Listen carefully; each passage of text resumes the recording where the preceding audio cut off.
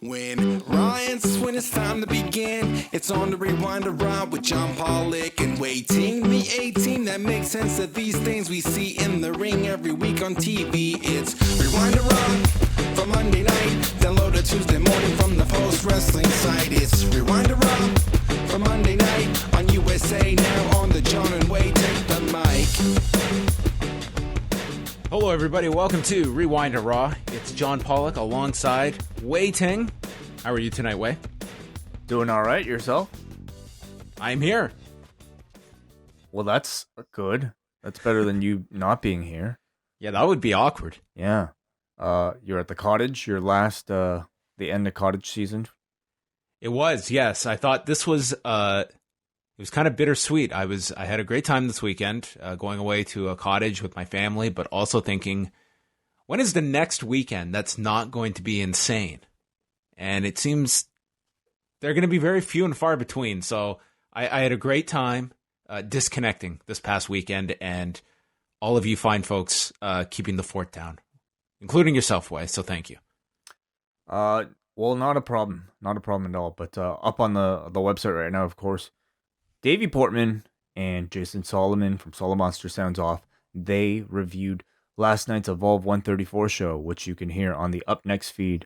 They put in a lot of hard work. Trust me. I know. I saw Davey try to get on this. From what I understand, at my cottage, which has no internet or phone access, I might have had a better chance ordering that pay-per-view than you guys did. It was a bit of a process, but anyway, yeah, check that out. Pleasure to have Jason Solomon on our podcast network as well. 2 editions of Cruel Summer. We're winding down. This is the last weekend of Cruel Summer coming up. The Cruel Summer is coming to an end. We have timed it out brilliantly. That's going to be wrapping up this weekend. Before we look forward, I do want to go back and just, we have weekly. We have some great shows on the site, but I really want to put a spotlight on Friday's show that Jamesy did with Alan Cunahan from PW Torch, Alan 4L, as he is more widely known. This show was so awesome. I love this show. I learned so much listening to these two. I could have listened to these guys go several more hours just talking about the top 50 matches in the history of the UK. Just so much in-depth research that both did. Alan for the article, but Jamesy as well from just his firsthand experiences going to so many shows. This, I would say, is a must-listen-to show. One of my favorite podcasts I've heard this year. Yeah, it was excellent. Again, a pleasure to have such knowledgeable voices on our network as well. It's, of course, a supplement to Alan's article in the last edition of Fighting Spirit magazine, where he lists the best matches in UK history. What a daunting task. But it sounds like Alan more than did his fair bit of thought and also research into making a very concise list. Yeah, I said last week, if you're going to be putting together a list, Alan would be the person to task that kind of a challenge with. And if you haven't listened to this show yet, trust me, when you listen to this show, you will get the story of all stories involving Alan and Kenta Kobashi. Mm-hmm. It's a fantastic story. So go check that out, British Wrestling Experience. It is a bi-weekly show here at postwrestling.com. Not so bi-weekly anymore, because those guys will be back on Sunday. That's very true. They are going to be back this week. Martin and Jamesy will be doing a show on Sunday recapping the New Japan Royal Quest show, and they are going to go right into the NXT UK TakeOver card from Cardiff, Wales. It's going to be starting actually right in the middle of Royal Quest, so they're just going to watch those back to back and then have a show up Sunday for us. Plus, there's a big Rev Pro show on Friday with the Summer Sizzler show. So this weekend in the UK is crazy. It's, yeah, really. I mean, of course, it also is the same weekend as All Out. So we'll have everybody covered for everything. Yes. We will go through all of that. How was your weekend? It was all right. Yeah, it was good. It's starting to get a little cold here in the city. Do you notice that? A little bit, yeah. It certainly is the end of pool season, I would say. But I've been spending it. I mean, I wore jeans for the first time. I think like full pants. I wore for the first time like this week. So I'm gonna miss wearing shorts. I enjoy shorts weather, but once it gets too cold, then it's getting there already, and we're only at August, so I don't know what's in store. It might be a cool end of the summer. Yes. But yeah, go ahead. Well, no, I was just saying my weekend consisted mainly of helping out my parents clean their house because we have a bit of extra manpower with my brother and my nephew here. And turns out my nephew really loves cleaning, so we're putting him to work. Okay. And my parents' house definitely needs a lot of tidying up. So that was the extent of my weekend. So I have to share one story with you. So we get to this cottage on Friday, and on Saturday, first of all, so it's my wife's parents' place, and we get there, and it's just us that are staying here. It's like the three of us, and they've got the original Batman series there. So I was watching. This is the Batman series from the 60s.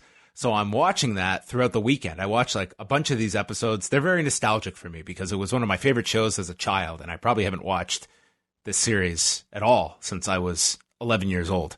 But anyway, I'm watching this throughout the weekend, and then late on Saturday night, I am in the kitchen and I hear this like sound in the corner, and I go to my wife. I'm like, "What is that?" And I look up, and there is this bucket that is on top of these shelves, and I'm thinking like, sometimes when a moth flies into something and it just becomes very noisy. Have you ever had that happen to you? I don't know about that particular scenario, but I know what you mean. Yeah. It's a cottage, so you expect like some insects to get in, and that's what I'm thinking it is. So I'm like leaning up to try and grab this bucket, and I turn it over, and I see something, and I'm like, oh my God, and I just put this bucket on top of it, and my wife is like, what is it? What is it? What is it? She is very like, does not deal well with like spiders, anything like that. It is just, she cannot, she has to leave the room. And I calmly tell her, it's not a spider. There is a bat in this fucking pot that I have put over top of this, and I'm just holding it down on the floor. And I'm like, what am I do? I have to take this bucket off of it. And I'm like, is this thing going to like fly into my face? Is it going to just fly around the house? Because I'm not going to catch a goddamn bat. And in the midst of all this, I'm appreciating the irony that I've been watching Batman all weekend. And that ties us into why I started the story off like this. But I open up the bucket. I've got the door open, and I just nail this thing outside. It's like a baby bat. And it may as well have been the Demogorgon, because this thing was just, I was not ready to encounter a bat, but I got this thing out of the house, and I don't think my wife has ever been more impressed with something I have pulled off than getting this bat out of this cottage. And it was just quite the scene way. Well, good for you. The bat's okay? The bat was fine. He was not injured, and he or she was not injured in the process, but I had to like flick it out onto the outside of the cottage, and then it went off. Why would it want to be inside the cottage? It can now go off and just fight crime in Northern Ontario. Yeah, I hear it's actually really good luck in like feng shui to find a bat. To have a bat like in your place. So, oh, okay. A bat? How about I'll get a wooden one? Is that good luck? Depends how you use it. Okay. Well then, I also want to say that I don't know if this listener wants to be identified or not, but our listener who actually did the Bagel Challenge, as I'm dubbing it, was just the most amazing thing. Amazing. I'm in the car with my wife, and I stumble upon this video because, again, I haven't had internet all week, so we're on our way home Sunday, and I'm just going through messages, and I see this video, and my wife is like, why are you laughing? And I have to give her the whole explanation of the bagel and bagel story. And as I'm explaining this, I just have like one of these like laughing fits, and I'm crying as I'm explaining the story. as I'm watching this video and just seeing someone actually doing this joke that we came up with. I thought it was like the funniest thing. I laughed so hard watching this. And explaining the joke as well. Yeah, it's one of those things, and I also realized now that it was one of our Patreon shows. It was our Doctor Strange review where we did this whole thing. So I don't know. This is like a cult in the history of our shows. Way I think this is going to be a cult classic. Our Doctor Strange review. I wonder. I mean, I'm certainly really proud of it, but we got into places that I definitely didn't expect to get to in a comic book movie review. But David, thank you so much for listening to that Doctor Strange review. He messaged me afterwards and said apparently it hit a chord because he and his teacher of his have had this ongoing debate between bagel and bagel for years. So evidently it's not just did you know that like there's like a whole sketch on Community about it too? I didn't, but I got all the people that sent it in afterwards. I never watched that show, but I think someone sent me a message, I guess, referencing it, and then the actual clip was posted. Well, it's a thing, and I feel like I might change. I might try. Are you Team Bagel? No, I might be Team Bagel now.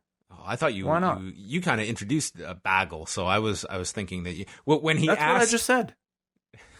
Jesus, when he asked for the bagel, can I get it in a bag? No. He asked for a bagel and a bag. I was dead. At this point. It's a great video. Anyway. David Barrett. Yeah, thanks, David. It was fantastic. Who we met at the OWE show. Oh, okay. I now know who you're talking about. I didn't realize. Well, that was something else. Where should we move on to next? Let's get to some of the top stories before maybe the rest of the schedule. Well, this happened over the weekend, but certainly ramifications for this weekend. Jon Moxley is out of All Out. He has a MRSA infection in his elbow, and he's hoping that he's going to be back within about a month or so in time for TNT, but he's not going to be wrestling this Saturday. He's also not going to be wrestling Josh Barnett on the Bloodsport card, but Jon Moxley is off. Kenny Omega will now be taking on Pac, and they did a big promo from Kenny Omega on today's Being the Elite, which was pretty much not even mentioning Pac by name. It was a graphic, and that was it. They actually, in this whole Being the Elite, the word Pac was never even said. It was never said by Cody and the Bucks. It was just they inferred. Yeah. It was referenced, and then we just got the graphic. But then Omega just did a reaction to to Jon Moxley being off. So clearly they are still going in that direction, but I really like the match. It's just cold. There's no issue other than it's, I guess, kind of your dream match, and it should be really excellent between these two, but no issue going into it. I think when you have a last-minute replacement, you really kind of just have to rely on, work rate and really like a dream match scenario in order to get people interested. And certainly from what I gathered on the internet, everybody was more than happy with this as a replacement. Some people thinking that this would be a better match. Maybe in ring, I think it would be a better match than Kenny Omega versus Jon Moxley. But I think the big story still seems to be Moxley versus Kenny. That, I mean, really, it's a bit of a gift for them because now they're only increasing anticipation for that particular match, and you can use it on your TV if you want to debut with a big match. But I feel like they should even, peak it for the next pay-per-view, the next big one that they have. But Pac versus Omega, I think, is a more than worthy substitute. I find it interesting that they didn't have any type of they didn't have Kenny cut a promo directly to Pac. It makes you wonder, maybe that's coming up in the Road to Go Home edition that's coming out later this week. Also, maybe I was expecting a bit more from Page and Hangman Page himself. We got a bit of a promo from Jericho as well to close out Being the Elite this week. I'm hoping for Page's rebuttal because that match in particular feels like it's a bit cold and kind of lost among all the other talk. Yeah, I think it's a great replacement that they could pull this off. I won't complain if we get a Pac promo this week just to hear him. But yeah, I don't think anyone's going to be too upset that you're getting Pac here against Kenny Omega on Saturday, and you have a bigger issue I think now between Omega and Moxley for. That you can save for their next pay-per-view or do it at a later date when Moxley is ready to come back. But boy, am I disappointed that he's not going to be a part of Bloodsport. That was something I was really looking forward to. Maybe even more so than the Omega match. You know, to see Jon Moxley against Josh Barnett in a shoot-style setting. Hopefully, that's still a match they can do. I don't know exactly what Moxley's deal is once AEW TV starts, but yeah, it's tough. Man, I really hope that we get that at some point. And we don't know who Barnett's replacing him with yet. No announcement as of yet. Maybe he'll get Randy Couture. Work rematch from UFC 36. Well, that would be quite the replacement. Randy Couture replaces Jon Moxley. Do you ever think that would be a potential headline? Oh, and Randy Couture does like a Moxley style video. Wow. Yeah. Yeah. Anyway. Other news coming out of that Being the Elite episode, they've announced a 6-man tag with SCU taking on Jungle Boy, Luchasaurus, and Marco Stunt. And we also got Johnny, whatever the name, Johnny Blank, and Taya in this video. You're right, yeah. Johnny, whatever he is. Johnny Free Agent and Johnny Taya Elite, of Impact Wrestling and AAA. Yeah, okay. So neither person is, I mean, I guess it shows that they... So John Hennigan's done with Impact. Yes. Right. Interesting. Okay, well, do you think his appearance in Being the Elite should lead to any type of speculation?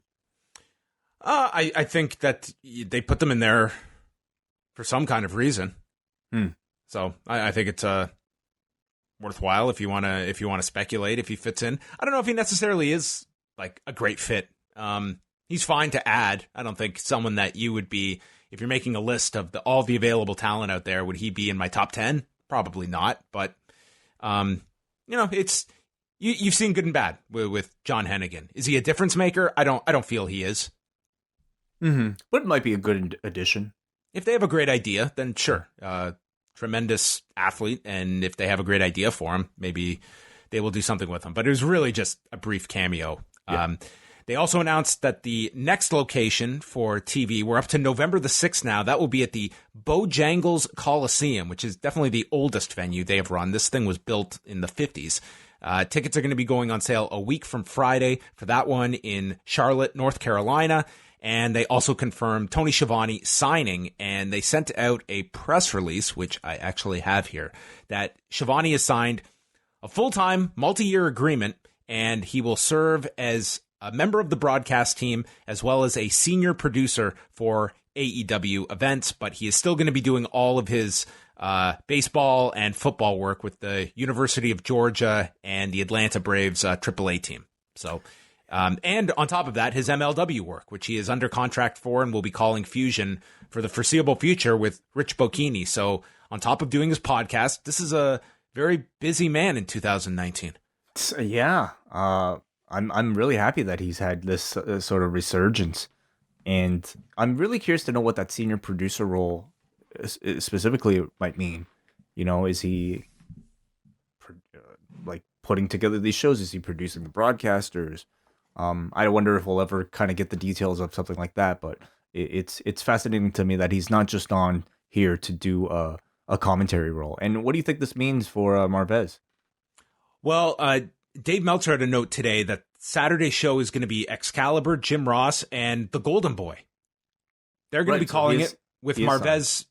Yes, Golden Boy, I guess, is signed. And Marvez is going to be doing backstage interviews, which is probably, I think, where he's better suited at this point than being the third man. And they've got enough people to rotate in and out. I think it feels like John, they've got like enough for a commentator for every single person on the roster. It seems every single week they could do the giant CNN panel when there's a presidential debate.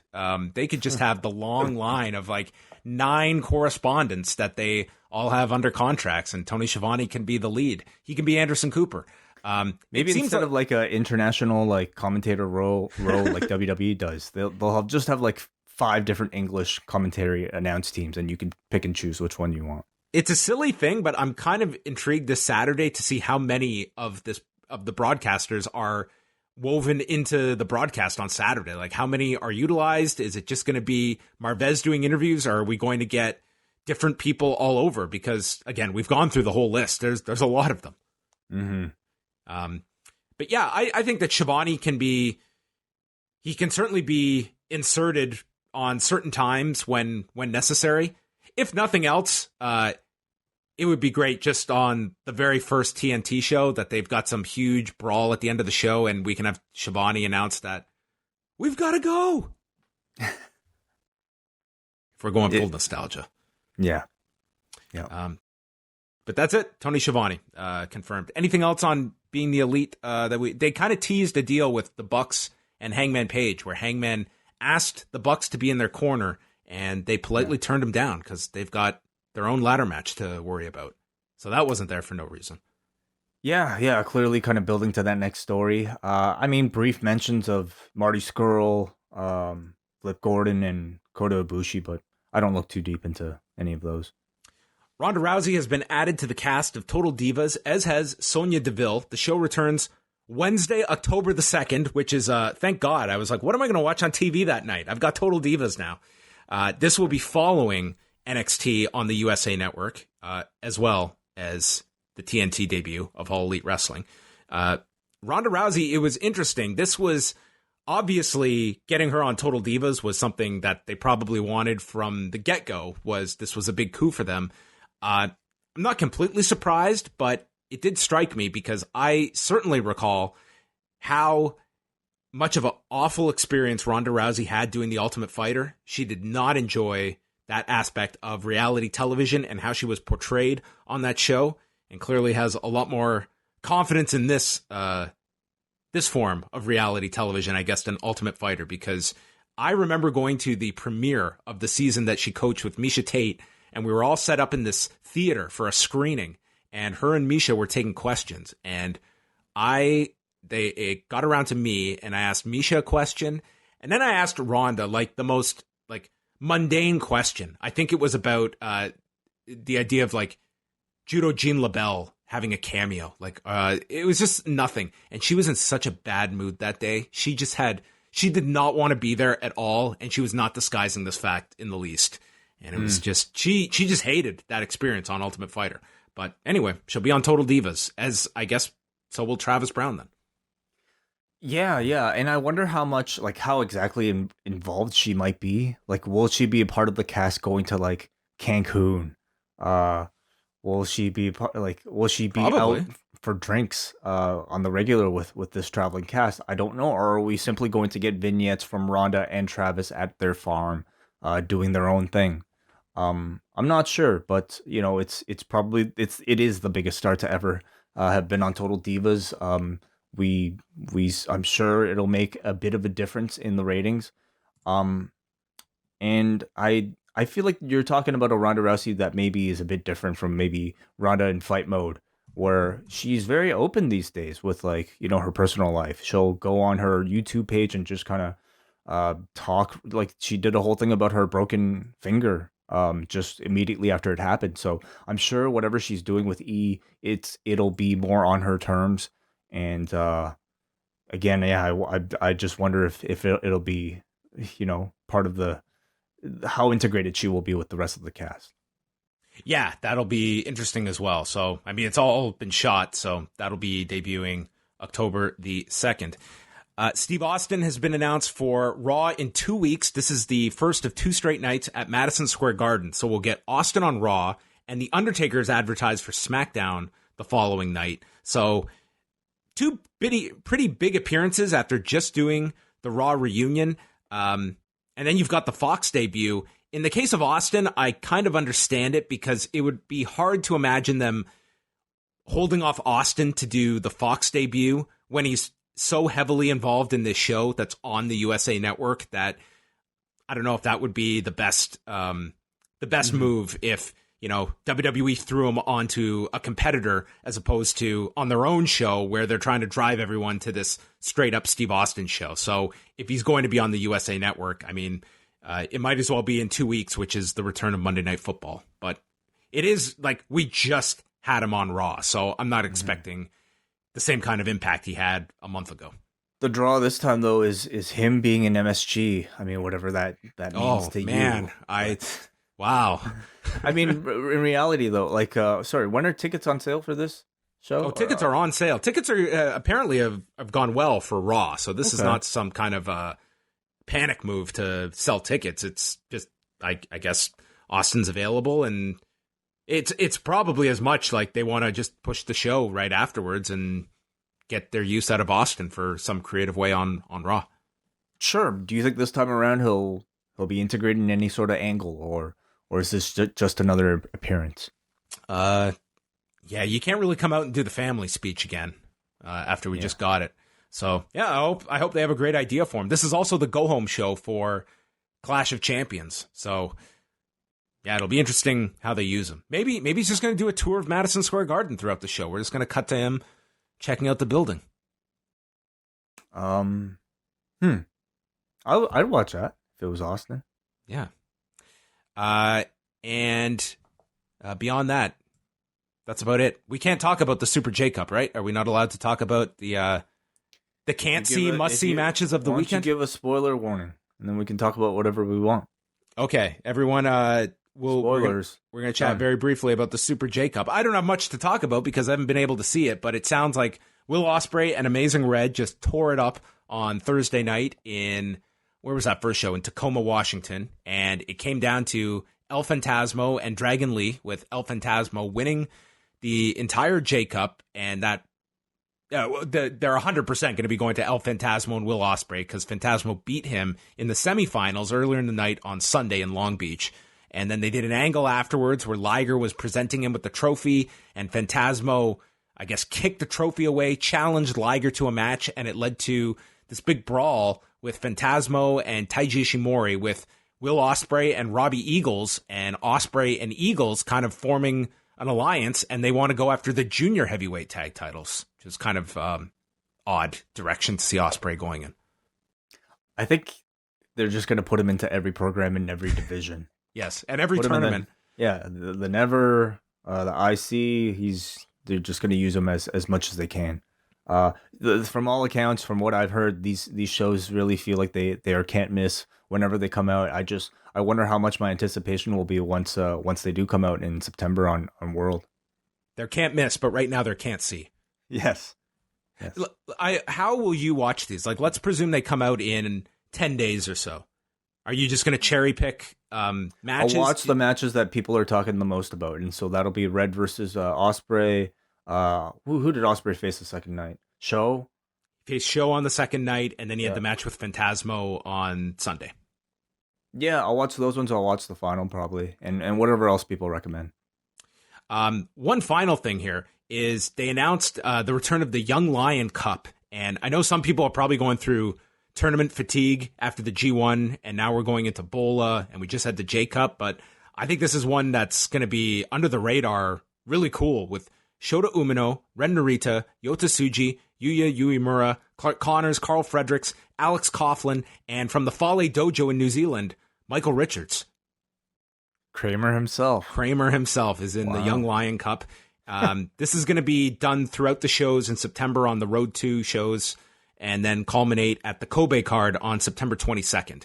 Round robin, one block, and it's 15-minute time limits for all the matches, and I think we're going to get some really hot matches involving this awesome crop of young lions. I haven't seen Michael Richards, but the others, I mean, have all been great standouts in their respective roles this year.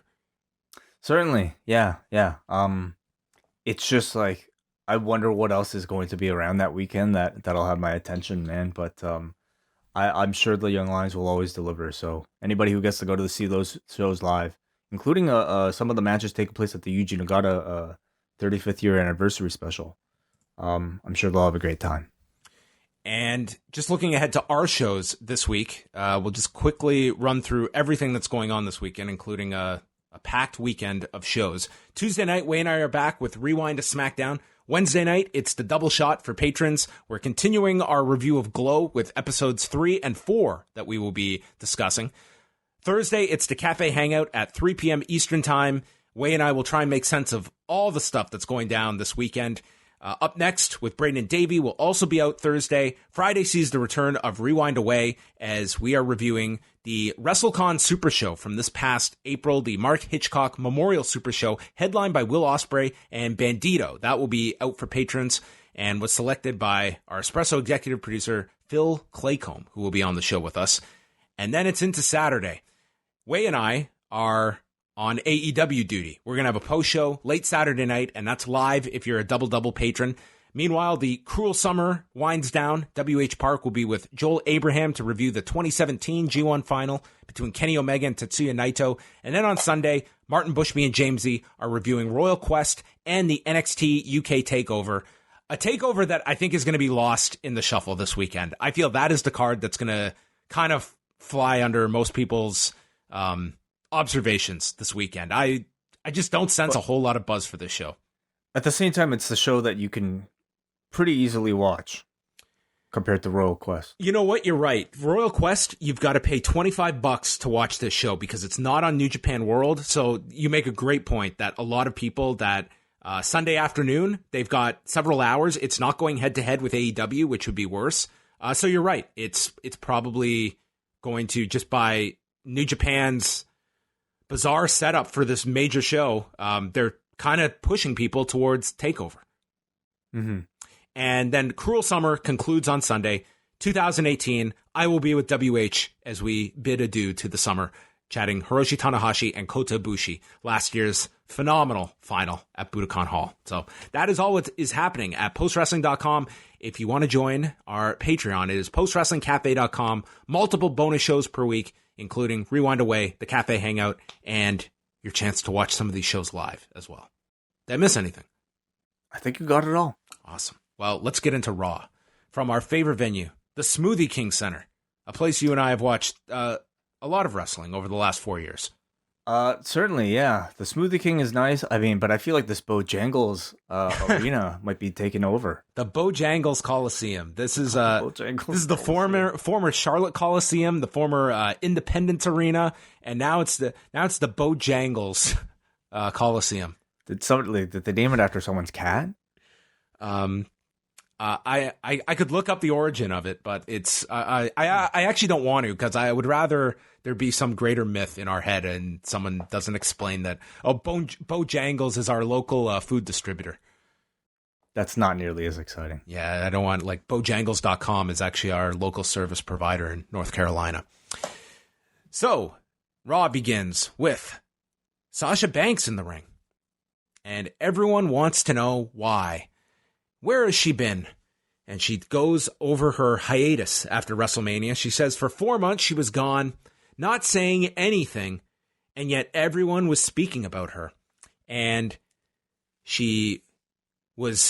people had talked about her throwing a fit, crying on the floor at WrestleMania, and taking her ball and going home. And she admits to all of this because she was relegated to a tag match she didn't care about, involving tag titles that meant even less. Meanwhile, Becky Lynch was main eventing against Ronda Rousey. So in Sasha's mind, Charlotte didn't even exist in this main event. So this promo, addressing her hiatus, I didn't think this was a bad angle to come at and actually address it to turn it into, but I could have done without some of the... I like kind of planting a seed for a future Bayley match, but I think that required some follow-up by the announcers to call into question, like, what does Bayley think of this? Like, she's just totally knocking Bayley, who didn't even care about this later in the show. I think there should have been a response to that. But also, just, if the women's tag titles were this huge success and they were doing tremendous with them, you can get away with a line like this. But instead, what fan would be defending this burial? Or at least combating it, I should say. These titles mean nothing, and you have Bayley saying as such, or Sasha saying as much. I just felt like you just totally killed these titles even worse here by saying something that even the most positive fan cannot disagree with, because that's exactly what they are. Nothing. Yeah, I mean, I would argue that the tag titles are at such a low level right now that Sasha's not really hurting it by pointing out the obvious. She's just saying, like, these titles, ever since we lost them especially, have just kind of been in the dumps. And as a heel, I think she could get away She with said that. she didn't even care about the tag titles when she had them. She wasn't saying that they fell after she lost them. She said she was relegated to a tag match involving tag titles that meant even less. Right. Well, I guess, I mean, I kind of just took it more as like, heel verbiage that, she would insult something that I think the fans and also the WWE and the roster should hold at a very prestigious level. But you're right, because the reputation of these titles in this division is so low right now. Maybe it's a line that, kind of only reinforces it rather than, maybe helps salvage what little is left. But I thought it worked for a heel Sasha Banks, though. And I thought she sounded good. She's never, to me, been the strongest promo in the division. This is also the first time we've really heard her speak as a heel on the main roster in some time, if not like maybe even since she came out. And I thought she did well. I don't consider her of the level of somebody like a Becky Lynch or an Alexa as far as, best promos in her division. But I thought she sounded good enough for the role that here, like the very important role she has right now. I didn't have any issue with the delivery. I thought her delivery was very good here. Starting off the show, she felt very confident. She didn't seem overwhelmed by the spotlight here, kicking off the show, anything like that. I just didn't like not so much just bearing the titles, but also your champions on this show didn't even care about this line. They didn't react. They weren't upset by this. Bayley didn't care about this later. So it almost kind of just fell on deaf ears and just... I just felt like in the case of Bayley, yes, that's not a program you need to go to immediately, but it should have been raised. Like here, these were best friends.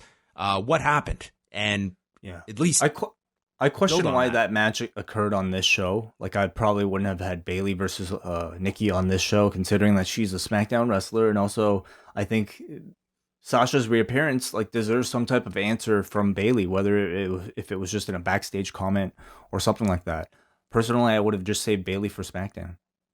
You could have done that. It was totally it didn't fit into any bigger story on this show. There was nothing going on with these two beyond just filling time.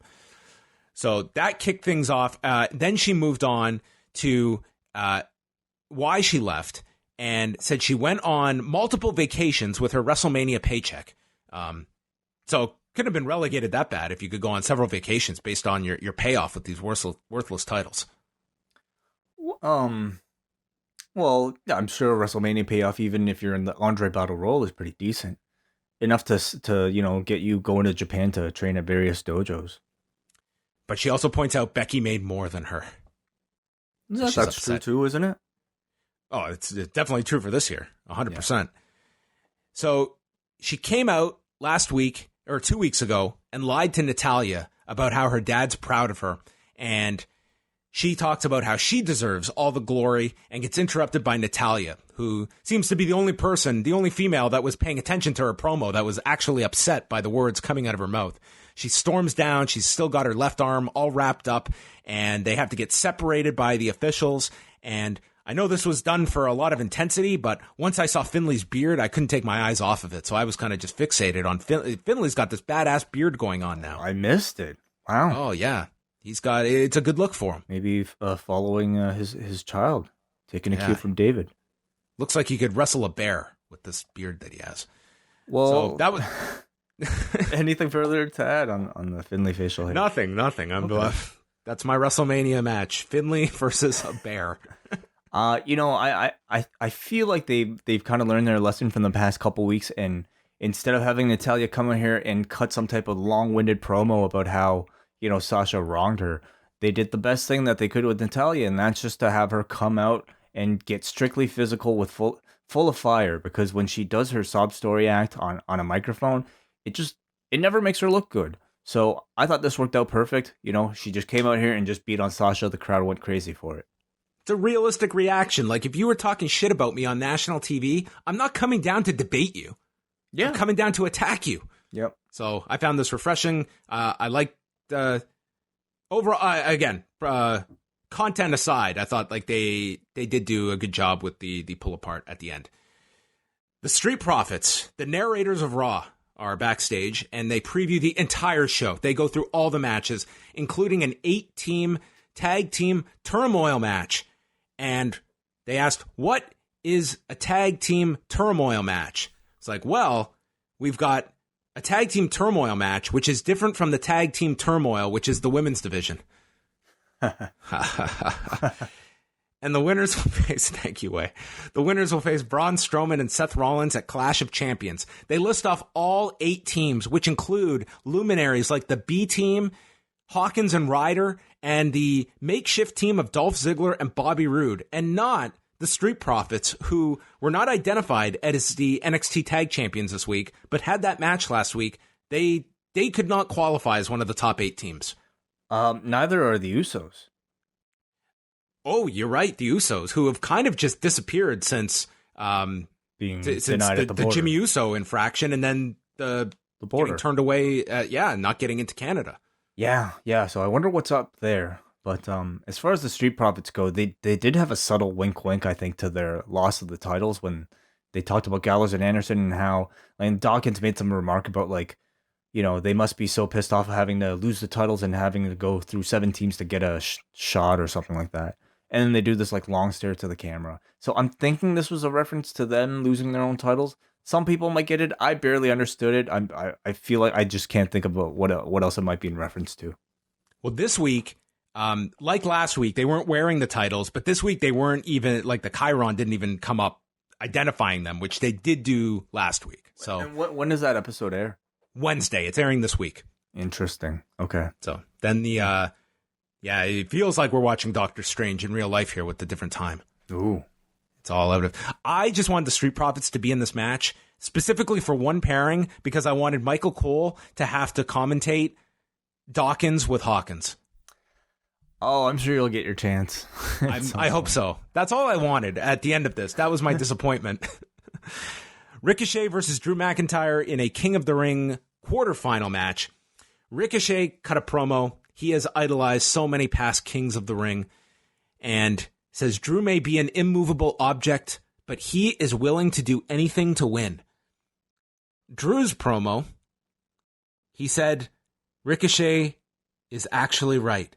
I am an immovable object. So this has to be this guy's new latest stupid nickname if we're both going to be identifying him as the immovable object, Drew McIntyre. I call him the immovable object because I think he's stuck in the exact same place and he's not moving anywhere.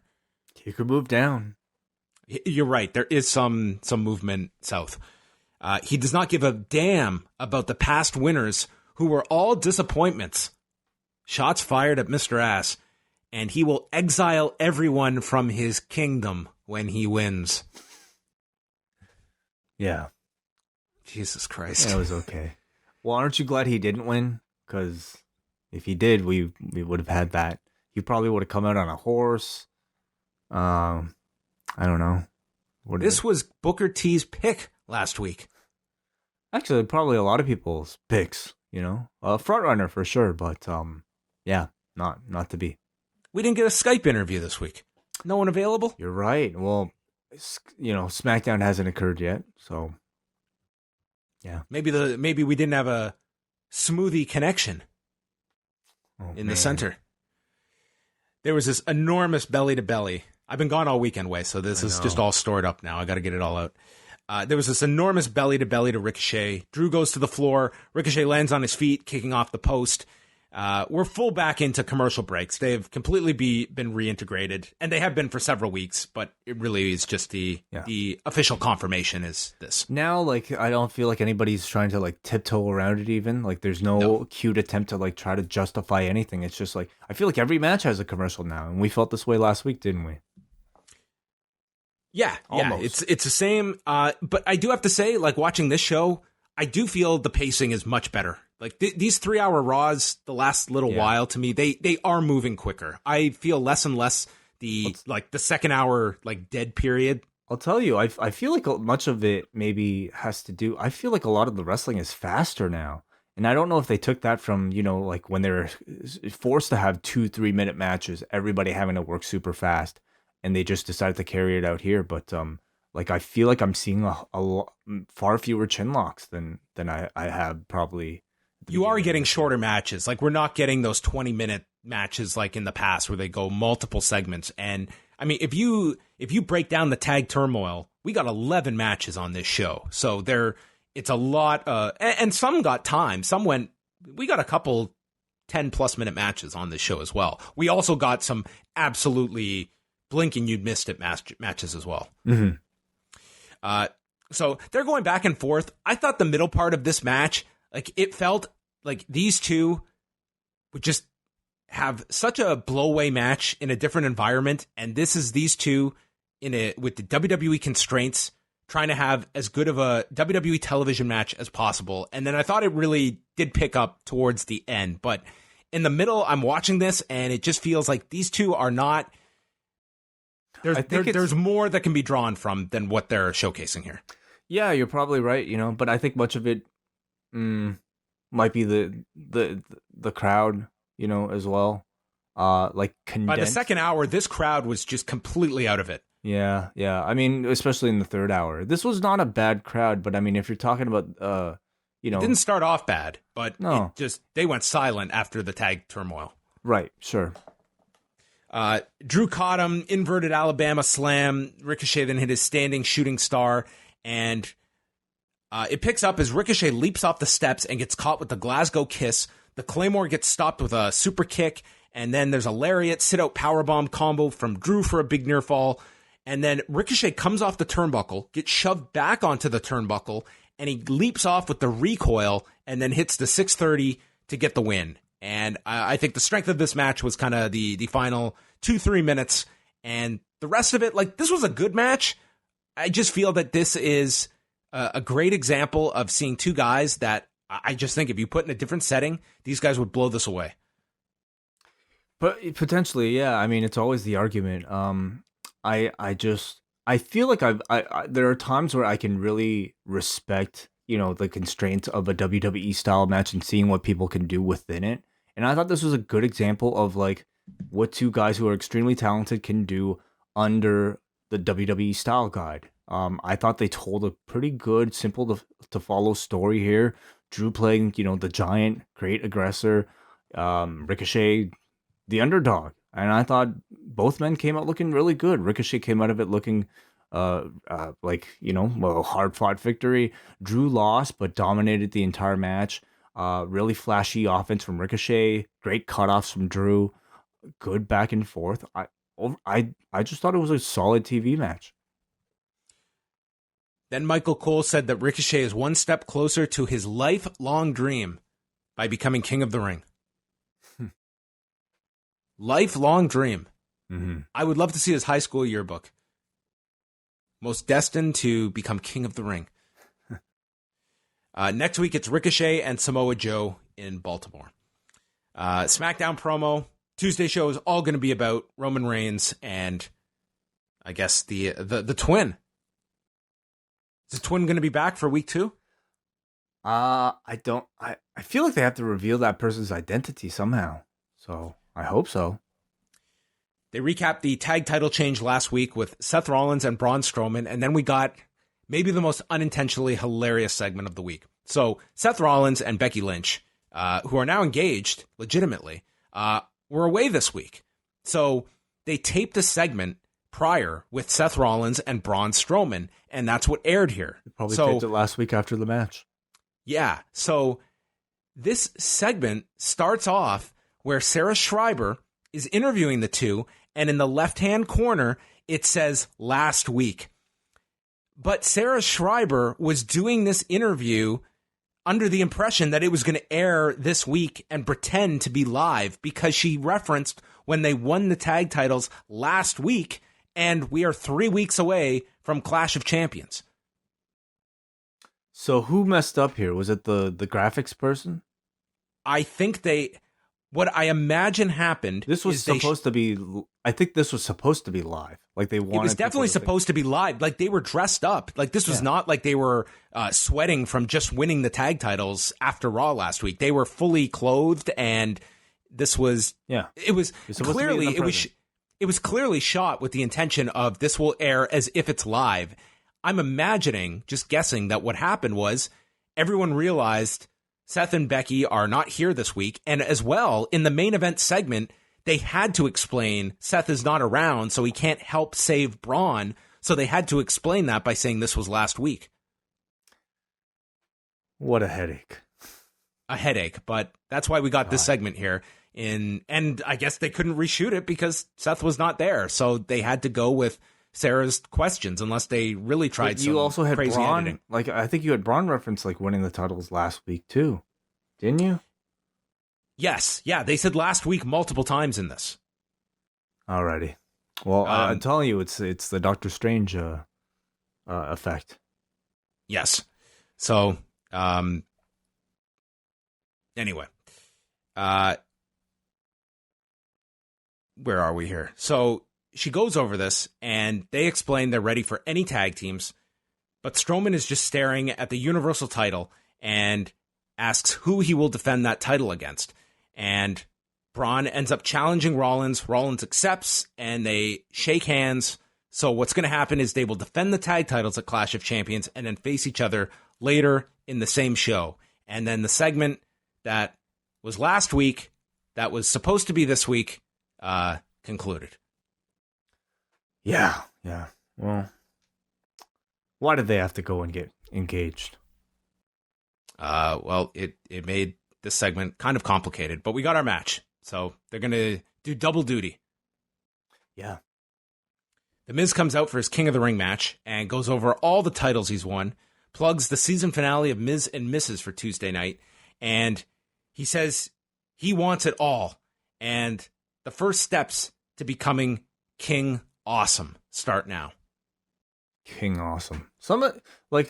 King Corbin actually sounds pretty cool. King Ricochet sounds cool. King Joe sounds cool. King Awesome does not really roll off the tongue too well. And Graves said as much. That does not have a ring to it. And The Miz took on Baron Corbin. Early on, Corbin attacks his back. Miz comes back, running knees and a clothesline into the corner. Hits the shittiest double axe handle off the top. And they show Cedric watching backstage because he'll be facing the winner.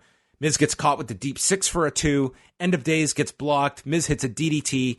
And then Corbin slides under the turnbuckle, runs at him into the skull-crushing finale, and he kicks out of that. Miz then sends him into the barricade, goes for the springboard. Miz and springboard's never a good combination. Corbin ducks and hits End of Days to win the match. So it's Baron and Cedric Alexander next week.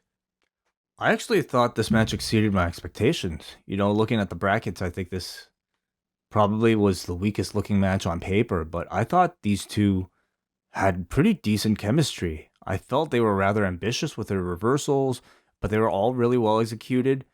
They went at a really fast pace. This was, again, not really like a Baron Corbin half Nelson chinlock type of filled match. It was like both of them working really hard, really fast. Good match, I thought. Do you think if he wins, he'll call himself Baron Corbin? No. Corbin puts the crown on, and he brings up a WWE poll where the fans want anyone but him to win. He does not care what the fans think, because on your best day, you could not accomplish what he has, which would be, what, the worst WrestleMania match Kurt Angle's ever had? I suppose holding a full-time job in the WWE, being on TV consistently. Wrestling in slacks with a dress shirt. Well, he's got a tank top now. G-Unit tank top, I've been informed. Oh, okay. Yeah. Bringing back the G-Unit tank top, as well as a Gucci belt. My girlfriend tells me all these things. Oh, well, that's the kind of detail we need. Mm-hmm. And he ends it by saying, "All hail King Corbin." And I think everyone just imagine Sharmell proclaiming this. I feel like I'm still picking him to play Jay White in this year's King of the Ring finals. I think so too, and he comes up short. Yeah, I think they'll have some excuse for him beating Ricochet, but then, you know, he's the guy that everybody wants to see lose in the final against whoever from SmackDown. And Do you think it's him and Ricochet? Because that's where I see this going. Ricochet's Raw. So. Oh yeah, shit. Yeah, they'd be in the. So if he goes to the finals, you know what? I think it comes down to Ricochet and Corbin on the Raw side, and I think Ricochet goes to the final. Yeah, that's possible too. I could see And that. I think as well. you do this at the Garden. This would be the Madison Square Garden match. It's Ricochet and Corbin. Is it that close? Yeah, because Wow. next week's Baltimore. The following week is the Garden. Okay. Wow. Kayla interviewed Gallows and Anderson, who complained about Rollins and Braun Strowman getting a tag title shot out of thin air last week, and now we have to beat 7 teams and state the unfairness of the tag team rankings. They're not wrong. It's a hell of a point that they brought up. They recapped the Mysterio's angle from last week, and Rey Mysterio returns next week. Yeah. Bayley and Nikki Cross non-title match. Cross attacked the left elbow and arm of Bayley, took her back. Bayley got put into the Tree of Woe, and Cross kicked away at the ribs. Bayley finally caught her with a vertical suplex, knee lift, facebuster, top rope elbow, and won the match in 4 minutes, all the while holding her ribs. I thought the match was fine, these two had. It was fine. It was really quick, and when you tell me the total time, I mean, you could totally understand. It felt a little rushed, but you know, they attempted to tell a bit of a story with the work over the midsection. Crowd was not there for this, though. I think Bayley still needs a lot of work to really get this crowd's attention right now. Not really sure, again, why they felt the need to put this on Raw. Had no bearing on any storyline. She's a SmackDown champ. Really kind of only made it weird that she didn't address anything to do with Sasha, too. I think both. I think both. You had Bayley and you had one half of the tag team champions, like not responding. The worst is when you book someone not to care. And it's indifference with the audience. And I think with Bayley, like, you didn't have to do a big deal because you're not going to that at the pay-per-view. But I think the announcers could have at least been asking, like, that's a natural. What is Bayley's thoughts on this? They were partners, and now she's totally burying their past together. These were best friends, and now they aren't. That should at least be the announcer's job to ask those questions. So it's in the back of the viewer's mind as well. Yeah, my guess is they just don't want to draw any attention to it, even though, you know, they were lines that were uttered. But they have no intention of doing that match at the moment. Strowman was with Kayla. Says the Clash is going to be a busy night, but he's going to win the United States title tonight, meaning he will have 3 titles after Clash of Champions. I mean, it's such a crazy idea. I wouldn't have put it past them to do it. He's the Lance Storm of WWE, winning title after title each week. Yeah. Did Lance ever defend all 3 on one evening? No. He pretty much won the 3, and then what they did was, then he faced Booker T for the WCW title, and everyone believed this guy could win because he's just won all these titles in a row. Then we had the Tag Team Turmoil match, the most appropriate term for a good portion of this. The Viking Raiders versus the B Team. This one went 1:18 with the Viking Experience delivered to Bo Dallas. Just interrupt me, Way, if you have any Nope, nothing. Deep analysis for any of these. Viking Raiders versus Gallows and Anderson. This went even less. They went 1:12 where they all got into the ring brawling and there was a double disqualification. The highlight being Ivar hitting a suicide dive and taking out Eric, his partner. I thought this was so lame. You know, I understand, like, these are probably your 2 most high-profile teams at the moment, and you want to protect the both of them. But I think you need to at least make the double DQ somewhat unique and somewhat exciting. Give us a big spot, you know? Like, something... Out of control brawl all over the arena. Like, it's just, they can't contain themselves. This just was nothing. It was like, we have no great reason to get rid of them. I understand, like, if you're doing a Tag Team Turmoil match, it would look really silly not to include these teams. But this, like, you had no time for this. It just came off very poor. I think you needed something to at least, you know, let the crowd leave this portion of the match happy. But instead, it was just, they're so inconsistent with these types of DQs as well. Anyway, I thought it was super lame and just left a bad taste in viewers' mouths.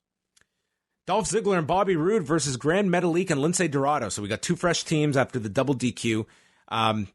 This one was the Broadway of our first 3 matches. This one went 1:24, where, man, they tried to cram as much as they could into 1:24 and ended with Grand Metalik delivering a handspring and getting super kicked in the back of the head by Ziggler, and he pinned Metalik. Did it start in the commercial?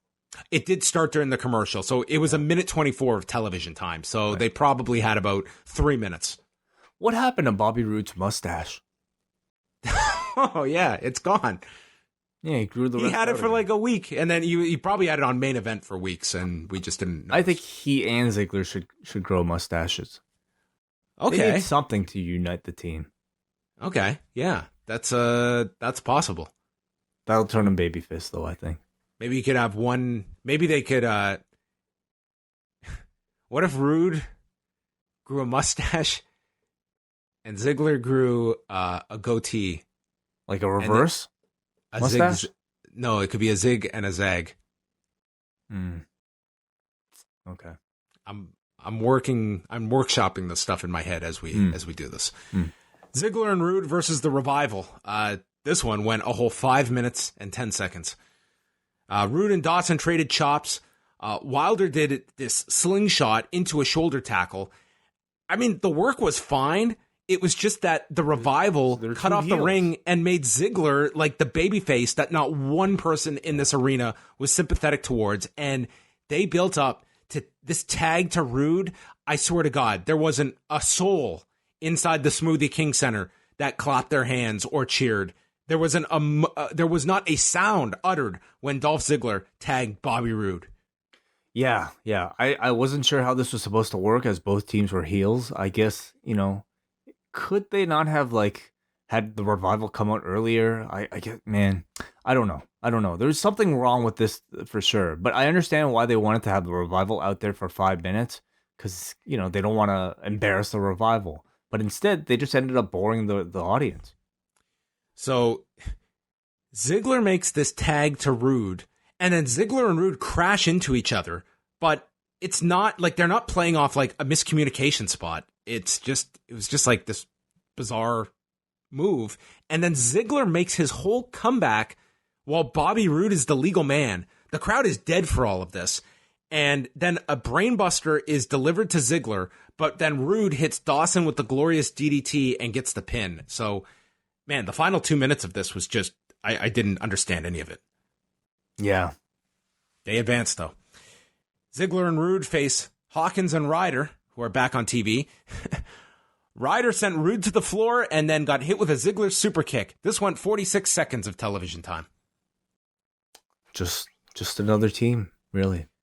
And our final match, thank God we had 8 teams. Really needed these 8 teams. I guess there are excuses for commercial breaks and, it's also to be able to say Roode and Ziggler beat this many teams so that they are justified in getting this tag title shot. Heavy Machinery is our final team, and this was one team that the audience did get into during certain spots, especially Otis. Tucker came in, hit this big reverse crossbody, and then they did the delayed vertical suplex handoff where Tucker just hands him off to Otis. Roode pulls down the rope, so Tucker falls to the floor and crashes, sent into the barricade and to the steps. Michael Cole notes that at one point in his career, Bobby Roode was one of the best tag team specialists in the world. What was he referencing? Something. Must have been those Chad Gable house show matches with the Revival.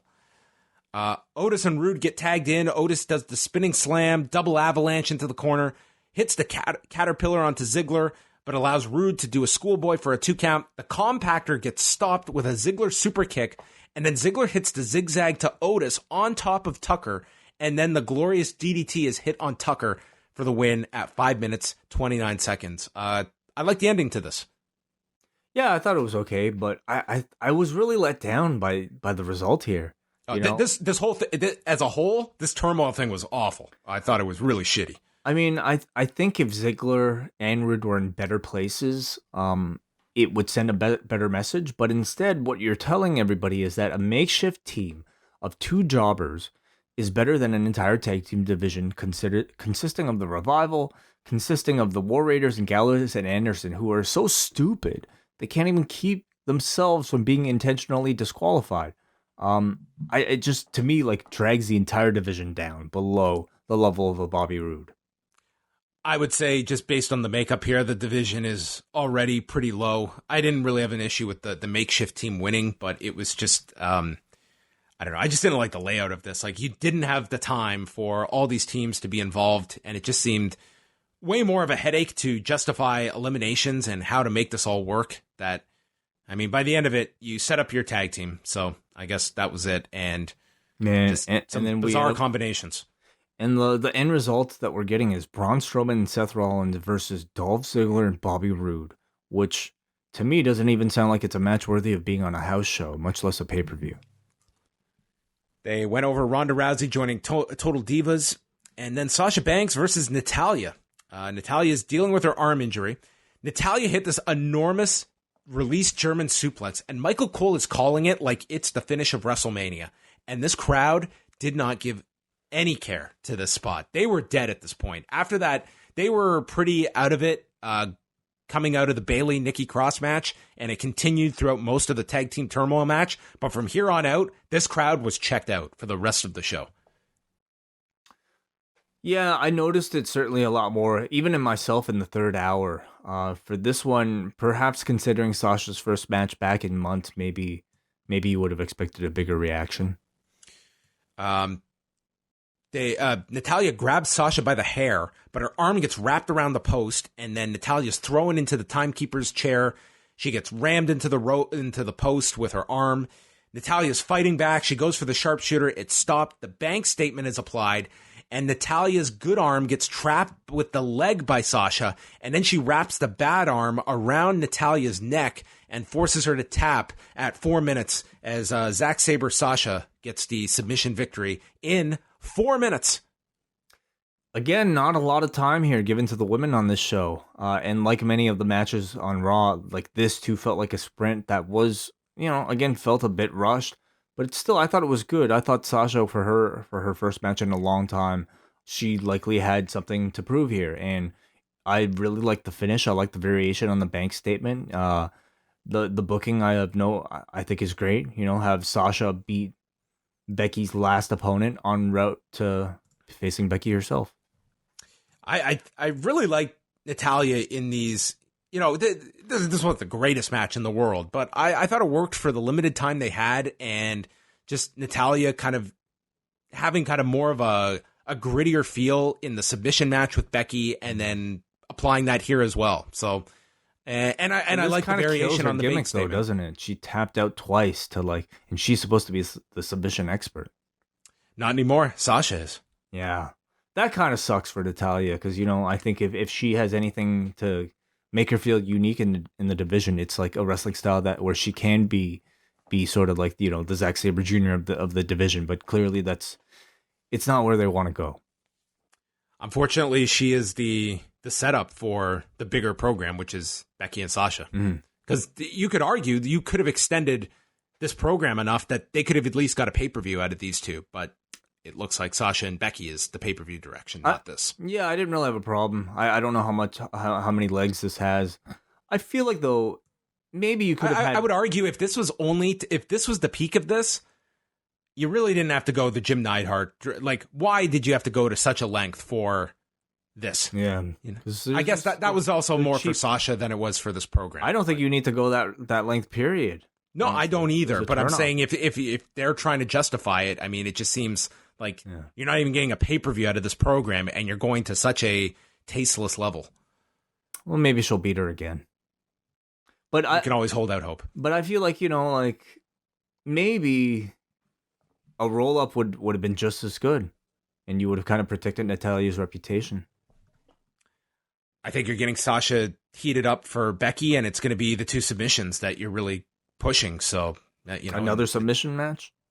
Not a submission match, but just like that. These are the two big weapons, and this was like a variation on the Banks statement. So, yeah, I mean, fine. I can't say I hated that way the match ended.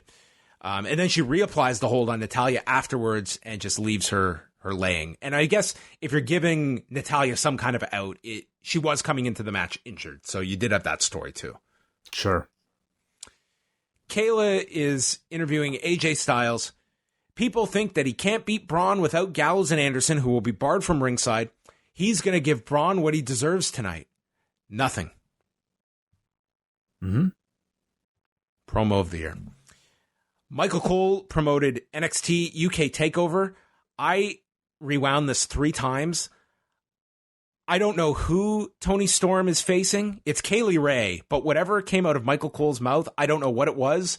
And I think he had trouble with Tyler Bate as well. If you go and listen to this, it sounded like Tyler Bate, but maybe I just did not hear correctly. I'll give him a pass on that one. He but called that tournament. He got Kaylee out, and I don't know what. Ray is not the toughest. Like, if you're just reading words off a page, that should not be too tough of one. But I don't know what he identified her as. I really feel like, I think their integration of like even promoting a takeover is usually not really that great, like they didn't do anything on this show. It was one read. But UK takeovers, forget it. Like that might as well, not exist at all. No mention of like these feuds or who these characters are. Honestly, no incentive to watch this show unless you happen to really like live wrestling or you already have a familiarity with NXT UK and these participants. I think already, September 18th is not that far away. I've been disappointed with how they've pushed this NXT announcement. Mm-hmm. Like, I think you should be having, like, every week on TV, just a quick thing about, hey, these are the stars of Wednesday nights and they're coming to USA, and getting everyone up to speed and making this launch feel like it's a big, big deal instead of just, look at all these headlines. They're coming to USA. That to me is not making appointment viewing for September 18th and waiting till the week of to make the hard push. I would be doing all that stuff now and making this feel as big as you possibly can. I agree. I think they've done a good job with the Street Profits, giving them that airtime as, what you would assume to be. You would assume that do you think they're moving up still? Or do you think they stay in NXT? I think they're going to stay in this kind of tweener role where they go. The tag titles are off them now. Sorry. Right. I can't see them making any big changes to NXT. I think it's all hands on deck, and they'll probably be there for the foreseeable future and just doing both. Yeah, well, I feel like there are a lot of personalities in NXT that could certainly use that airtime on Raw or SmackDown just to get integrated with the audience. Not all of them. Not all of them are some promos, like have, Yeah. Shayna Baszler. Use your bigger audience to just some promos with these people. Who are they? Why should you care? Like your biggest straws, put Velveteen Dream up there in a talking segment. Adam Cole, Undisputed Era. I think any of these guys, they need that airtime to really, get the audience on their side. Yep. Cedric Alexander versus Cesaro. I really got into this match. I enjoyed it a lot. Alexander went for a dive early on and got stopped with an uppercut from the floor. And throughout the match, Alexander is selling his ribs as well as his leg, which Cesaro transitions to during the break when he smashes the leg into the LED board. Alexander gets some hope spots with a Michinoku driver. He's not able to do a springboard because of the damaged leg. And then Cesaro goes to a half crab, deadlift superplex, and then Alexander just catches him with a standing Spanish fly for a breather. Cesaro goes back to the half crab. Alexander climbs up onto his shoulders into a victory roll for a 2 count, and then he goes for a handspring on one leg. He tries this handspring, and he gets caught, counters out of the ankle lock, and Cesaro gets sent to the floor, runs back into the ring, and gets hit with the lumbar check, and Alexander wins. I thought this was the best match on the show. Perhaps. I kind of have to go back and think. But for me, I was feeling the third hour by this point, and I noticed that crowd was dead here. Yeah, I don't know if they were really as behind Cedric as much as this match might have been designed for, but it was good work by both men, as you would expect from these two. I thought they overcame a pretty bad environment in this arena, and I really enjoyed both of these guys in this one. And they built up and out for Cedric to potentially lose to Baron Corbin next week. Yeah, they explained he's now got the bad leg going against Baron Corbin next week, which you would figure Baron's winning next week. Mm-hmm. They showed highlights from the Fox Sports event on last Friday, their Founders Day event, which featured the 24/7 championship being switching hands. We had Elias performing at the event, and Drake Maverick confronted him. Truth then rolled up Elias to win the title. Maverick got sent into the dunk tank, and then FS1 broadcaster Rob Stone pinned R-Truth to win the title, and then it ended with Elias pinning Rob Stone. Yeah, to win it back. So, we're certainly, you know, continuing to see like elements of just like craziness. Same like, you know, like we saw with the DDT title. I think in the end, honestly, like the appeal of this title is like going on the Wikipedia several years later and seeing all the list of names that are attached to it, including this one, Rob Stone, whoever that guy is from FS1. So it's amusing, you know, and I think they make for entertaining 2-minute, 3-minute recaps. They get a bit of attention online. I will say, I feel like they've certainly got a lot more mileage out of this 24/7 thing than any of us expected. Is Rob Stone pinning a established wrestler going to be our Twitter controversy of the week of killing the business? Does this have the legs to be a full-blown controversy? Do the right people have to weigh in? I don't think anybody takes the 24/7 title that seriously. I don't even know if Jim Cornette himself would complain about this. I'm sure I don't know. Sarah Schreiber interviewed Bobby Roode and Dolph Ziggler. Her question was, hey, by the way, what happened to Maria Kanellis and Mike Kanellis? She's pregnant. Like last we saw them, she lost the title because Mike pinned her. She was at the OBGYN appointment and lost to Mike, to her husband. And then Mike lost, and that was it. That was the last we saw of him, right? You and I thought it was going to be like this big, elaborate idea of Maria having this title, and it feels like it was like a 1-week idea, and that was it. That was that. But beyond that, like the whole thing they've been doing with Mike and Maria, like this whole cuck thing, like they've killed it. Yeah, it's like it's no follow up at all, no TV time for something that seemed to be, I wouldn't say was catching on in a huge degree, but I think it was getting a lot of time on it. It was getting attention. I don't know if I would have been so quick to just drop it, like they have. Deserved a conclusion at least. And was that it? You beat her for the title? It's they are OBGONE from television now. Why? Sarah Schreiber interviews Roode and Ziggler. How did this team happen? Ziggler goes on this long speech about how he doesn't trust anyone, and I guess we're to believe he trusts one person. They are the real main eventers, and therefore their tag title match will take place after Rollins and Braun have their Universal title match, which I will bet significantly will not be the match order at Clash of Champions. Okay, what's the SmackDown main event? Bryan? Oh wait, probably Reigns and Bryan. You would think. Could that main event? It could, but to me the story is Rollins and Braun first working together and then having to have the match together. I think doing the match together and then defending the tag titles feels a bit anticlimactic. Or could you do a thing where, let's say Braun loses and then he just comes out, beats Seth up so that Seth has to face the two of them alone? Something like that. They always do something like that. Anyway, either way, we'll find out.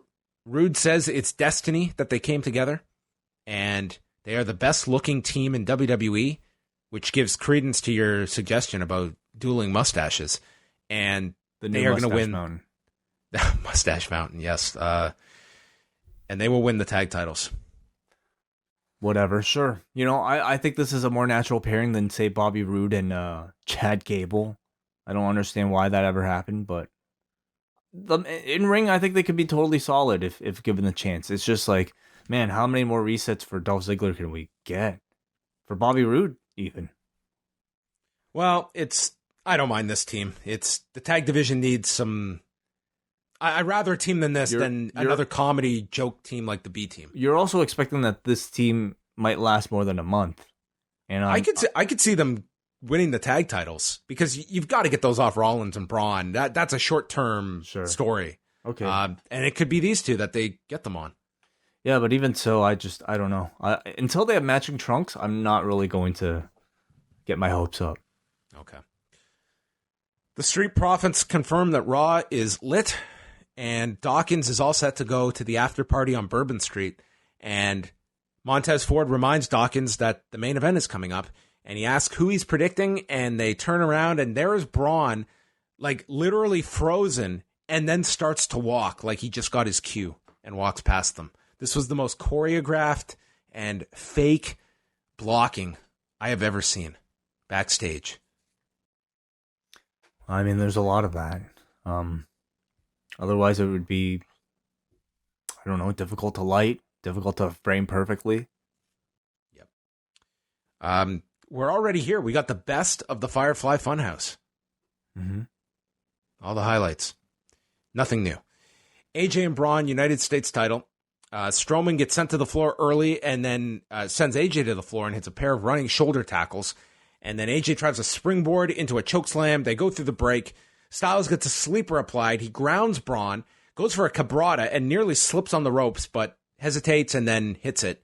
There's a forearm to the back of the neck, applies the calf crusher. Braun is able to get out of that. And then Styles nails Braun, who runs into the referee, who flies off the apron to the floor and appeared to be dead. So Styles then gouges his eyes, hits him with a low blow, and then gets a chair and starts attacking Braun, but gets caught with a power slam. But the referee is down as the pinfall can't be counted. Gallows and Anderson, who are barred from ringside, run in to attack Braun. Michael Cole explains that Seth Rollins is not here. And Braun fights them off with a chair. The referee wakes up and he sees the chair. Mm-hmm. Yeah, the Eddie spot. He sees it, and then he What has was that a sneeze or something? I was trying to hesitate and not do the sneeze, so it was a half sneeze. Okay. I thought you just grabbed a chair or something. I either sneezed or I just saw another bat. One or the other. So the referee sees the chair, but more importantly, he yells at Braun, "I heard that." He heard it. He's Sammy Guevara now. He didn't see it, but he heard it. And he calls for the bell at 10:57. AJ Styles is laughing away. Braun beats the shit out of everyone with the chair, lays out the OC, and he tosses the United States title onto AJ. He's got bigger fish to fry, and that's how the show ends.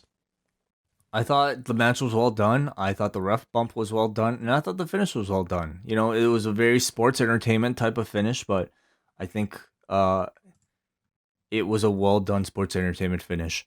Crowd was really hard for it all. I guess my question is, you know, this was really a segment that didn't seem to advance any sort of storyline at all. Like AJ continues with his program.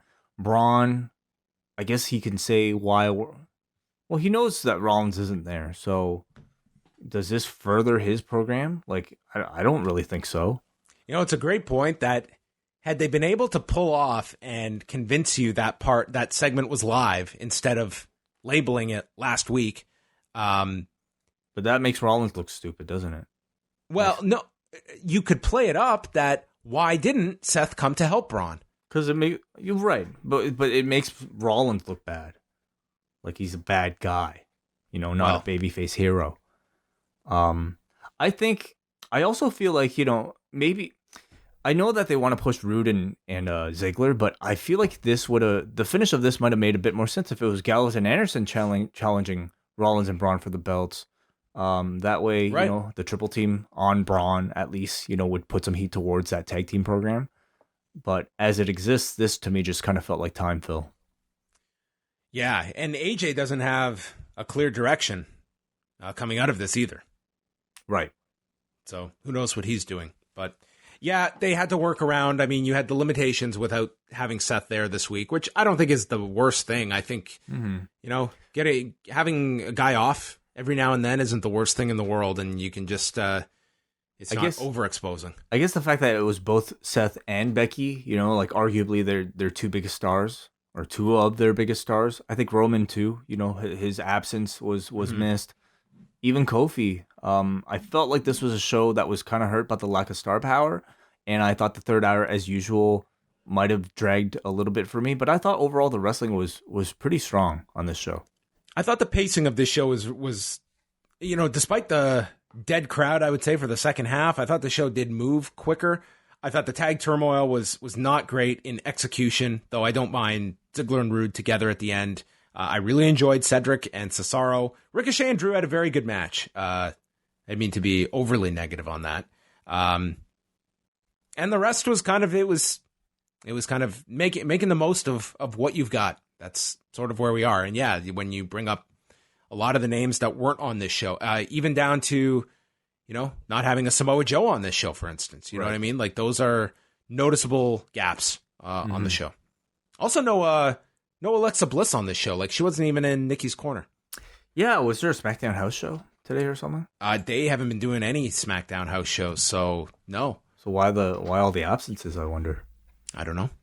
I'm not Okay, sure. we'll find out. All right, well, let's head on over and see what everyone had to say about tonight's show. Forum.postwrestling.com is where you can go to always leave feedback after Raw and SmackDown. Tonight's show got a 5 out of 10. Week rating compared to previous 2 weeks, actually. Paul from New Jersey writes, the show kicked off with Sasha Ziggler claiming it should have been her while bearing the women's tag straps.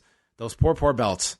Poor McIntyre. Michael Cole did say he has trouble with small guys, so I guess we should have seen this coming. Weird angle. Cole also refers to NXT as the little engine that could. The commentary has been better, but I found all three of them to be very jarring tonight.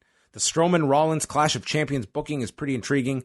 Still, this was a very hard show for me to get through. His question, with your extremely light wrestling schedules, will you gentlemen have time to review Total Divas or better yet, the Seth Becky ride-along? Yeah, Seth and Becky were doing the ride-along show tonight. I will not be watching that.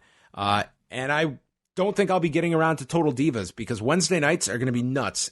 I'm going to be doing AEW and then probably watching NXT later that night. So I will not be watching Total Divas on top of that. I'll check it out of curiosity. And I'll probably watch it actually as a leisure activity on the weekend. So I don't know if it'll be something I'll I don't think I can watch it directly on Wednesday evening. So I'll probably have to watch it through other means at some other point. Maybe if anything notable comes up, you'll hear about it on one of our other shows. We got Adam from Australia who says, not good at all. In all honesty, AEW just can't get here quick enough. I am excited for the weekend to have a different style than WWE. Raw just dragged. The only highlight was Sasha referencing the Ryan Satin meme, but otherwise it was just a run-of-the-mill show that kind of felt like filler since none of the top stars were there. You'd think WWE would be trying their hardest with AEW on the weekend and their show a month away, but it seems like they just don't know what to do at this point. Alexander from Portland. I was not able to watch all of Raw tonight due to a fire in my neighborhood. I hope everyone's okay, Alexander. However, I've got to say, as someone that obviously missed something, it was so surprising to see Dolph Ziggler and Robert Roode get a tag title match for the pay-per-view. The highlights of the 24/7 championship were meh at best. I don't care to see some TV personality I don't know hold it, but you know who I would love to see hold the 24/7 title? Bray Wyatt. Sure, the title is absolutely beneath him, but imagine all the goons running backstage shouting, "Where is the funhouse?" No. I don't like this idea. Do not do that. He needs to. If there's somebody who should be staying far, far, far away from that entire division and that whole concept, it's the guy that you're trying to portray as, the next Undertaker. Adds a question here. With NXT wanting to make as big of an impact as possible against AEW, do you think we'll see Matt Riddle versus Bill Goldberg on TV in the coming months? No, I don't think so. I mean, in the future, maybe at some point. I just don't see it in the coming months on TV. No. We should add that WWE has announced on-sale dates for Full Sail University over the next month. Through December. Yeah, for dates on Wednesday nights through the end of the year, which, I mean, as we saw with these tapings on that were supposed to go down September 11th and 12th, you can always change things, but, I mean, they seem pretty set now that they're going to be at Full Sail at least for the remainder of this year. Kind of surprising to me that they wouldn't immediately have plans to tour the brand, but maybe there's still so much that they want to test out. I'm assuming, I'm sure there are a lot of logistics involved, but I also wonder how much of it has to do with like making sure that you're going to make a profit by traveling to all these places. And yeah, I'm not sure. I wonder. I also wondered the effect that it'll be on of what it'll look like on TV when you flip between two channels and one show comes from Full Sail and the other comes from the a 10,000 seater that's sold out. We're gonna see. I think it's somewhat overblown, like the atmosphere. I think that if it's a hot show, and I mean it ultimately comes down to that crowd being enthusiastic, and you're asking a lot of them on a weekly basis because you're not going to be getting new eyes, new bodies inside Full Sail. And if it becomes the Impact Zone, yeah, that's going to have a negative vibe to it. But I think that I don't think it's the absolute killer that's going to be the reason one show succeeds and one doesn't. But it's a factor. It's definitely a factor. We go to my turn. Yes. We go to Jay from Colorado, who says more or less a pretty standard edition of Raw. I was pretty sure Corbin was moving forward and not surprised to have a DQ and Raw. Everything pretty much was meh. I gotta admit, I was slightly intrigued by the Seth Rollins and Braun Strowman tag title and Universal title matches going into Clash of Champions. I could have totally seen either one of them letting their partner get beat to hell during the tag team match to wear them down for the Universal title match. I could have seen that, but now our number one contenders are up and coming rookies, Dolph Ziggler and Bobby Roode. That took all of the excitement out of the tag team titles match at Clash of Champions for me. Awful decision. On a side note, I received my post-wrestling care package today, complete with a handwritten note from Wai himself. I can legitimately say this is the first handwritten letter I've received since '99. Made my day. Well, glad you got it. Glad it arrived safe, Jay. Wai is a great letter writer. I'd never really handwrite anymore. So, yeah, I try to. It's kind of weird, isn't it? It's very strange. Yeah. Last one is Jalen from Pickering. I think I hated this Raw. Corey doubling down on the annoyance to make up for being gone a week hurt the flow of the entire show, and the lack of crowd reaction just made the commentary stand out more. These tag divisions are criminally terrible. Criminally. Women's Tag Team Champion losing to the SmackDown Champion who's on Raw for no real reason is bad enough, but a tag gauntlet being won by a makeshift team against a bunch of former unremarkable champions to challenge another makeshift team for the titles is astounding. Almost every title scene feels out of whack right now. Ironic considering what pay-per-view they're building towards. It is pretty damning when you put it that way. Yeah. I think I underestimated the vitriol towards Ziggler and Bobby Roode together. I mean, the pairing really didn't bother me, but it seemed to be a sore spot for many. To me, it's the idea that it's like two seriously jobbers who have lost to everybody. You're talking about Dolph Ziggler, who's been complaining about taking 4 straight spears from jackhammers from Goldberg. He's lost to everybody. He's bottom of the barrel. And you have Robert Roode. Wait a minute. He went 50-50 with Roman Reigns last week, and this is my point I brought up, that 50-50. He went and had a super competitive match with Roman Reigns. Yeah, but he still lost. So I don't think that means anything. And you're talking about Robert Roode, who hasn't been on TV in months, and didn't even had a mustache and couldn't even keep the mustache. And those guys are beating your teams like your Revival. And you are literally the only person that has brought up the mustache. I don't think anyone has remembered that he had that mustache until you brought it up. Yeah, I barely remember it myself. But that point being, nobody is thinking about these two, and nobody is taking them seriously as contenders. But, you have teams like the Revival, teams like Heavy Machinery, teams like, Gallows and Anderson that I think people would much rather see. And Jalen bringing up the fact that even Strowman and Rollins are a makeshift team really suggests that, man, I feel bad for this tag team division because they're just like the thing that they should be working their lives to challenge for is just an accessory to take up, a main eventer's time, or not even a main eventer's time in the case of Roode and Ziggler. All right. Well, thank you, everybody, for your feedback tonight. Raw gets a 50% from our forum, our very tough forum. But we will see how SmackDown does on Tuesday night.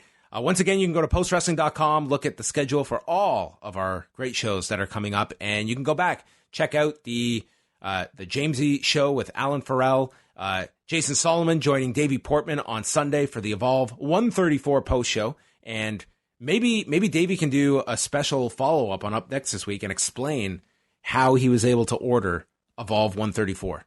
I have had my trouble in the past with ordering those shows, so I can sympathize. Yeah, I mean, I was honest. I was there for the whole ordeal, and it was like it was just like a case where like he wasn't even able to get WWN.com to accept the payment. Like the card just wouldn't take. And once we got there, just to try to navigate it, and then discovering that. Anyway, I'll let him tell the story if he wants. It's a big deal because that's the first show since the WWE Network show, and would have been, if you are going to get a slew of new customers, that would be the show.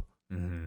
I mean, obviously, it's a lot to ask for like WWN to completely overhaul their system, in the span of a month, simply because of this WWE Network, promotion. But I think it just shows you how like behind the times some of these like wrestling websites are. Like I find New Japan World easier to navigate personally than Evolve gets the nod over New Japan this weekend in terms of accessibility. Sure, okay, I'll give it that.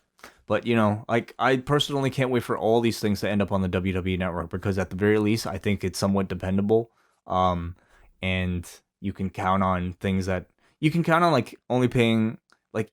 It works for the most part, okay? I'm not going to say it's perfect, but I think of all the services, it's one of the better ones. Well, you know what I had no problem with over the weekend? The High Spots Wrestling Network to watch the WrestleCon Super Show from earlier this week. That was very easy. Once Wai figured out that he was supposed to be logging into highspotswrestlingnetwork.com and not highspots.com. Is that not confusing, John? I understand the confusion. When somebody says this is available on HighSpots, and in fact there being a login area on highspots.com, like, there's a my account in highspots.com, and so I spent forever trying to type in the username that John gave me and the password, and it not working. So there's a highspots.com, and then instead though you're supposed to go to why am I even talking about this on air? Some people can appreciate this, but you have to go to the left side and click the second button that's there that says in very small letters High Spots Wrestling Network. Then you can access this WrestleCon Super Show. Well, if it was not too difficult once you get the right URL. The easiest of all of them is postwrestlingcafe.com, where you can go sign up, get all of our bonus shows, get up to date on everything. You can go into our library. It's an easy login. Is that not right? Yeah, postwrestling.com. There's no login. Well, I said postwrestlingcafe.com. Oh, that one, yes. That's required. Oh, it's a very, very easy login. Yeah. All right. Well, everyone, it is time to say goodbye, but we will be back Tuesday night after SmackDown.